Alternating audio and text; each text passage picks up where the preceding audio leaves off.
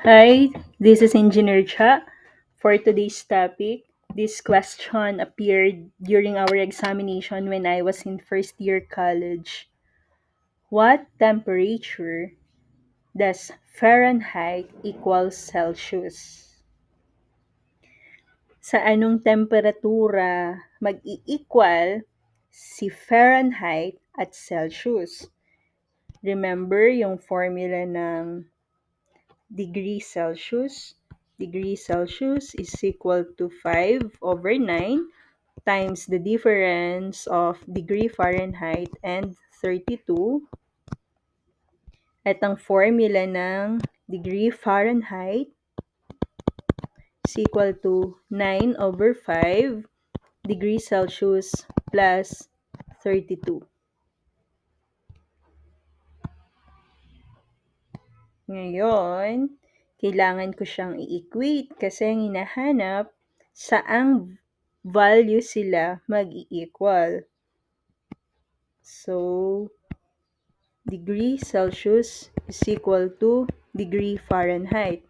May dalawang solution para makuha yung problem na to.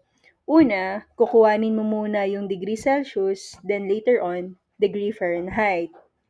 Pangalawa, una mong kukuhanin yung degree Fahrenheit, then later on, degree Celsius.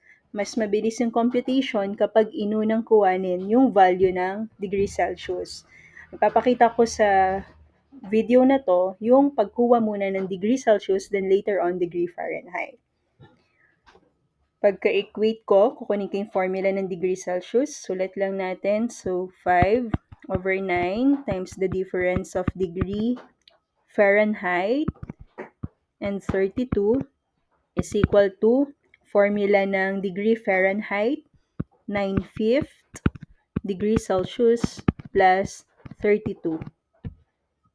After ilagay yung formula, nabanggit ko, kukuhanin ko muna yung degree Celsius kasi mas mabilis yung computation doon. So, 5/9, para makuha yung sa degree Celsius, may dalawa tayong variable na magkaiba, degree Fahrenheit and degree Celsius. Para mapalitan ng degree Celsius yung degree Fahrenheit, kailangan ko ulit ipasok yung formula ng degree Fahrenheit. So, 5/9 times formula ng degree Fahrenheit, kopyahin lang. 9/5 degree Celsius plus 32. Ituloy lang yung sunod na given, minus 32 is equal to 9/5 degree Celsius plus 32. So, ngayon may parehas ng variable. Ibig sabihin, makukuha na po natin yung value ng degree Celsius. 5/9 times 9/5 degree Celsius. 32 minus 32, consider 0. Pwede na siyang diisulat.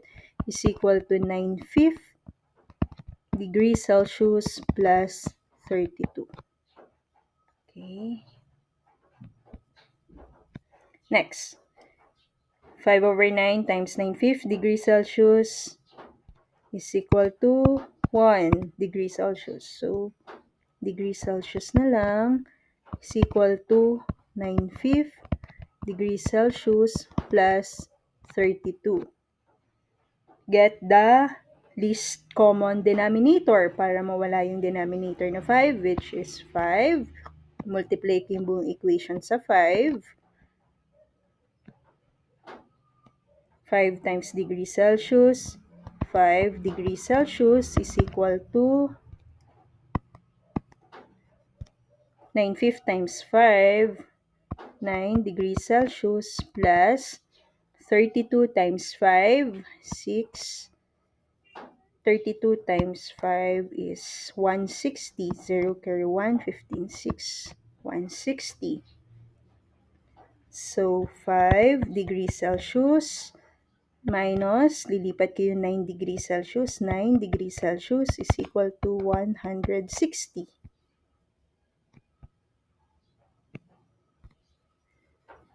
5 degrees Celsius minus 9 degrees Celsius is negative 4 degrees Celsius is equal to 160.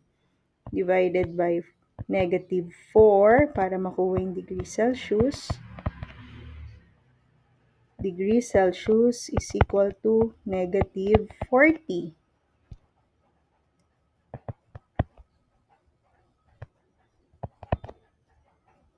-40. Tingnan natin kung -40 din yung makukuha sa Fahrenheit.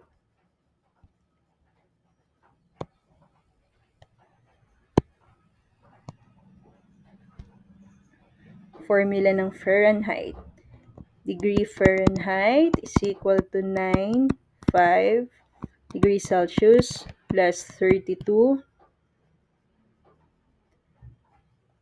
degree Fahrenheit is equal to 9/5 times yung nakuwang value ng degree Celsius ay -40 plus 32 degree Fahrenheit is equal to -40 times 9 over 5. -40 times 9 is -360 over 5 plus 32 degree Fahrenheit is equal to -360 divided by 5.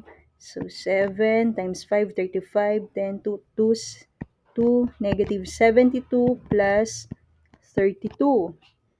Degree Fahrenheit is equal to -72 plus 32 is -40. So degree Fahrenheit is equal to -40.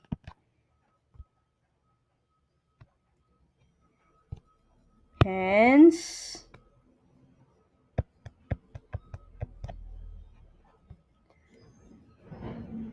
degree Celsius is equal to -40 and degree Fahrenheit is equal to -40. -40 degrees Celsius is equal to -40 degree Fahrenheit.